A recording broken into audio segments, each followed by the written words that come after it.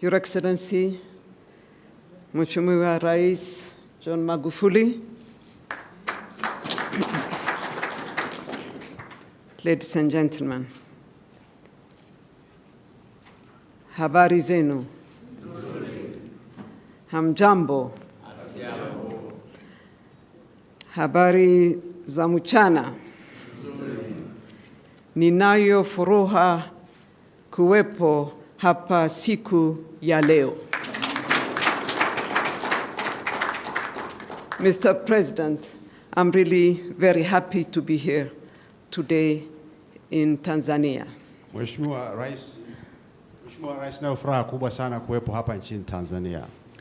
I have seen many parts of this country, from the coast to the highest mountain to your beautiful parks, but you helped me discover a new one here, which is on the shores of Lake Victoria, which contributes to the Nile, a water we all drink. Nimesha tembelea maeneo mbalimbali nchini Tanzania, ikiwemo maeneo ya pwani na pia milima mirefu iliyopo nchini Tanzania, na pia nimeweza leo kutembelea ukingo wa ziwa Victoria ambalo ndilo chanzo cha mto Nile. I would like to thank you for the warm reception that we have received since we arrived this morning. And let me tell you that I really appreciated the very good conversation, good discussion that we had, a very good exchange. And as you have said, Mr. President, rightly said, our bilateral relation is a long-standing one. Napenda kushukuru sana Mheshimiwa Rais kwanza kwa makaribisho mazuri na makubwa ambayo tumepata siku ya leo, lakini pia na kushukuru kwa ajili ya majadiliano mazuri ambayo tumejadiliana siku ya leo. It dates back from the time of Emperor Haile Selassie in Ethiopia and Mwalimu Julius Nyerere in Tanzania. They were champions of Pan-Africanism. Both our countries are founding members of the Organization of African Unity. Na kama ulivyosema Mheshimiwa Rais, mahusiano kati ya Tanzania na Ethiopia yameanza zamani nyakati za Mwalimu Julius Kambarage Nyerere na Mfalme Haile Selassie, ambao wote walikuwa mstari wa mbele katika kuanzisha umoja wa nchi huru za Afrika. And in fact, talking about the Organization of African Unity, I would like to really mention one of your greatest august son, which led this organization for 3 terms, and I talk about Dr. Salim Ahmed Salim, that we consider as a true Ethiopian and a true friend of Ethiopia. Na tunapozungumzia kuanzishwa kwa umoja wa nchi za Afrika, sitasahau kumtaja Dr. Ahmed Salim, ambaye ndiye alikuwa mstari wa mbele katika kuanzisha umoja huu. Huyu tunamwangalia kama Muethiopia na kama rafiki wa karibu wa Ethiopia. And as I said earlier, we have a very long-standing relations from the 60s. We had a long, overdue task to fulfill. That was opening an embassy in Dar es Salaam. That's what we did 3 years ago, and we are happy to be permanently present in Tanzania and correcting an error that we have committed by not opening an embassy as soon as we could. Na kama tulivyosema, uhusiano kati ya Tanzania na Ethiopia ulianza miaka ya 60, lakini tulikuwa na deni kubwa la kuanzisha ubalozi hapa nchini, na tumeweza kuanzisha miaka 2 au 3 iliyopita. Hivyo tunayo furaha kubwa ya kuendelea kuwepo wakati wote hapa nchini. I came here to also congratulate, in fact, not also, Mheshimiwa Rais John Magufuli for having been re-elected for a 2nd term to lead this great country. Nilikuja hapa pia kumpongeza sana Mheshimiwa Rais Magufuli kwa kuchaguliwa kwake tena kwa miaka mingine 5 kuiongoza nchi hii. We have made it on time. I wrote to him, but I wanted to be physically present to say it again. Nilimwandikia na kumjulisha kwamba ningependa kuitembelea nchi hii. So we had a very fruitful discussion on bilateral issues, on issues of common interest. And I'm not going to repeat what His Excellency the President has already said, but I can assure you that we are ready for business to really bring the relationship between Ethiopia and Tanzania to another level, to the higher level. Tumeyazungumza mambo mengi sana kuhusu uhusiano kati ya nchi zetu mbili, lakini singependa kuyarejea tena yale ambayo Mheshimiwa Rais ameyasema, lakini ningependa kusema tu kwamba tupo tayari kuongeza ushirikiano na kufanya biashara pamoja ili ushirikiano wetu wa kiuchumi uweze kukua zaidi. Tanzania is a key country in Africa, not only in the region but to the whole Africa. For us, from the Horn of Africa, it's the link between the Eastern Africa to the Southern, because it belongs to the two blocks. Tanzania ni nchi muhimu kabisa, sio tu katika Afrika Mashariki, lakini katika Afrika nzima. Kwetu sisi, Tanzania inaunganisha pembe ya Afrika hadi kusini kabisa mwa bara la Afrika. We have participated in the Arusha process to bring peace in neighboring Burundi, and we have done it in the spirit of Pan-Africanism because we were in the land of Mwalimu Julius Nyerere. Ethiopia ilishiriki sana katika mchakato wa kuleta amani Burundi ambao ulikuwa ukifanyika kule Arusha, na haya yote yalifanyika katika msimamo wa umajumui wa Afrika kama ambavyo umesimamiwa na kutetewa na Mwalimu Julius Kambarage Nyerere. We're going to do our best, Mr. President, in having the joint commission between Ethiopia and Tanzania in the nearest future possible, between March and April, in fact, of this year, so that we enhance this cooperation. Na kama ulivyosema Mheshimiwa Rais, tutajitahidi kufanya kila tunaloweza ili mikutano ya ile tume ya ushirikiano ya pamoja iweze kukaa kati ya mwezi Machi na Aprili ili tuweze kukuza zaidi ushirikiano wetu. Because we believe that the relationship between a country like Tanzania, that the relationship we want to have with a country like Tanzania should be based on solid grounds. That's why the Joint Commission will have a task of reviewing the agreements that you have, to make sure that you have agreements that work and they are being implemented, and also explore other areas. Tunataka tuwe na uhusiano ambao una mizizi imara kabisa na nchi ya Tanzania.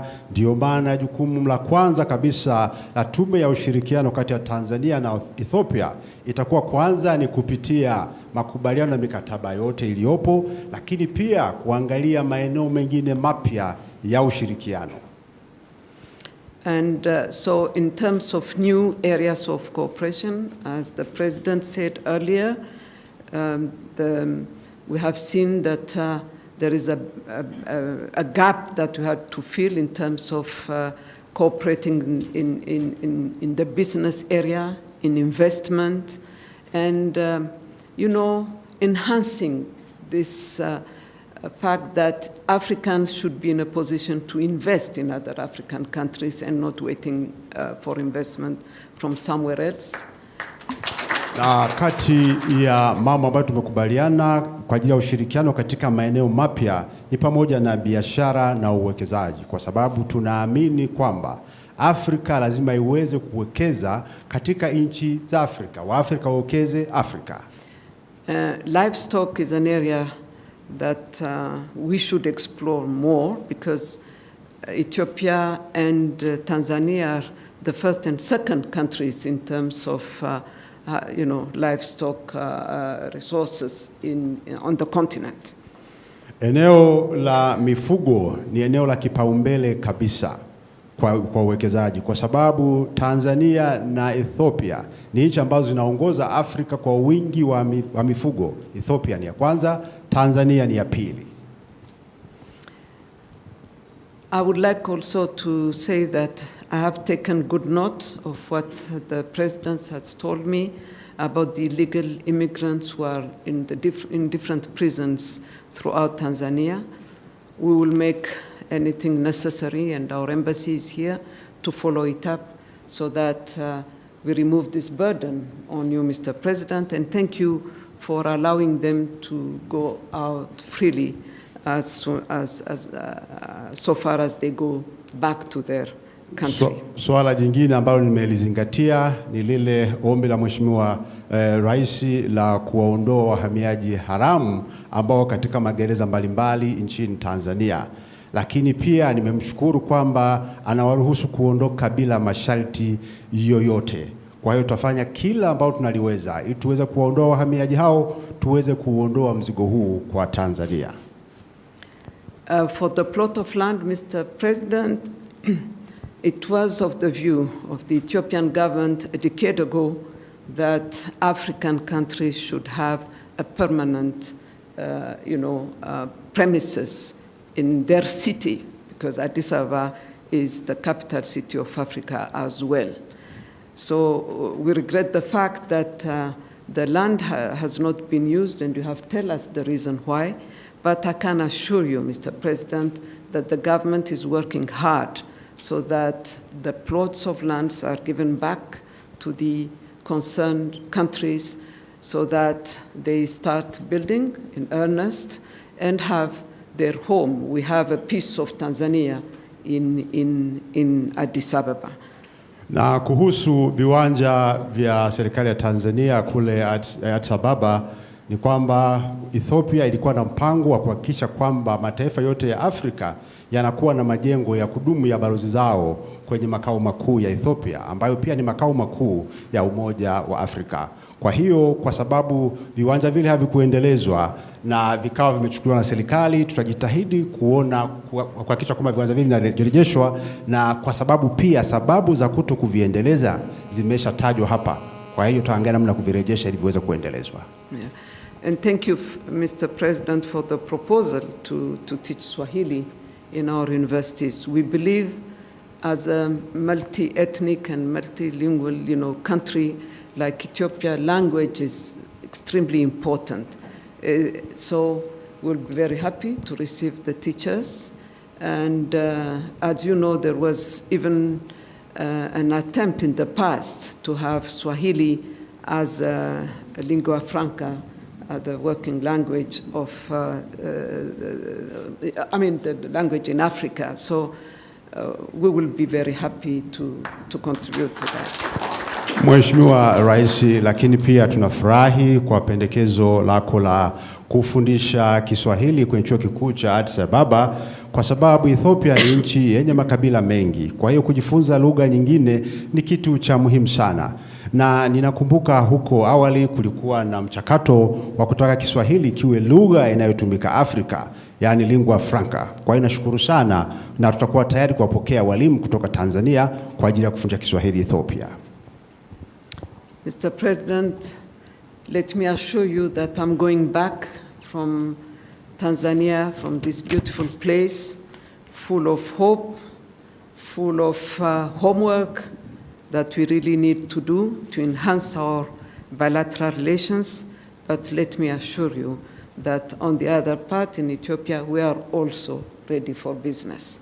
And we will work hard to, as I said, to bring this relationship back to where it should be, because it has started long ago. And we need to be very much engaged bilaterally and contribute to the growth of our continent, Africa. Mheshimiwa Rais, leo nitarejea tena Ethiopia, lakini naondoka nikijua Tanzania ni nchi iliyojaa matumaini makubwa, ni nchi ambayo inafanya kazi sana, lakini pia kuna mambo mengi ambayo najua lazima tuyafanyie kazi ili kudumisha uhusiano kati ya mataifa yetu mawili. Tunajua kwamba kulikuwa na jitihada, uhusiano huu umekuwa ni muda mrefu, na ni vizuri tukaurejesha mahali ulikokuwa, kwa sababu ulikuwa ni uhusiano wa karibu sana. Mr. President, let me conclude by saying that I feel ashamed for not being able to make my remarks in Swahili after 8 years spent in Kenya. But this is how it is, unfortunately. When your teachers come, maybe we'll go back to learning this beautiful language. But I didn't encounter, or I didn't discover Swahili in Kenya after I was, an official of the United Nations based there. But I was a student when I came for the first time to Tanzania, and it went to Moshi. I had a very good friend living there, working there. And the first words that I learned in Swahili was, wacha kelele mutoto amelala. That's all I knew, and it stuck in my head. I'll never forget those 4 words in Kiswahili. Beautiful language. Mheshimiwa Rais, najisikia aibu sana kwamba sijaweza kuzungumza Kiswahili kwenye hotuba yangu baada ya kuwepo Kenya kwa miaka zaidi ya 8 nikifanya kwenye ofisi za Umoja wa Mataifa, lakini sababu ni moja tu, kwamba nikiwa Kenya sikuyapata mazingira mazuri ya kuzungumza Kiswahili. Na nakumbuka nilipokuja Mbeya nilikuwa na rafiki yangu ambaye alias Moshi. Nilikuwa na rafiki yangu ambaye alikuwa akinifuta Kiswahili, na neno amesema hapa ambalo alijifunza la kwanza kabisa, wacha kulia, wacha kelele mtoto analia, amelala. Hilo ndio neno pekee ambalo alikuwa amejifunza hapa Tanzania. Mheshimiwa Rais, ladies and gentlemen, asanteni sana.